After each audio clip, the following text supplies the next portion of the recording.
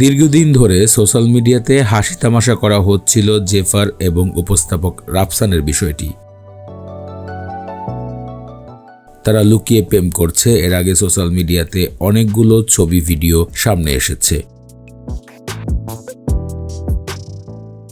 এমনটাও দেখা গিয়েছে রাফসানের স্ত্রীকে জেফারের পাশে বসিয়ে নানা সময় মিমস তৈরি করা হয়েছে সোশ্যাল মিডিয়াতে, যেগুলো দর্শকরা বেশ এন্টারটেনমেন্টও নিয়েছে। সোশ্যাল মিডিয়াতে বিভিন্ন সময় দেখা গিয়েছে রেস্টুরেন্ট বা অন্য কোনো জায়গার ছবিও প্রকাশ করেছেন নেটিজেনরা।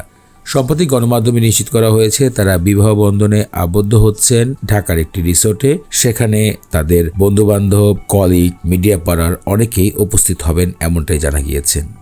পরিবারের একসাথে ডিসিশনেই তারা বিবাহ বন্ধন করছেন। যদিও বা এই বিষয়টি নেট জগতের অনেক মানুষই অন্যরকম মনে করছে, তবে তাদের কাছে বিষয়টি বন্ধুর থেকে বড় কিছু হতে যাচ্ছে এমনটাই প্রকাশ করেছেন জেফার।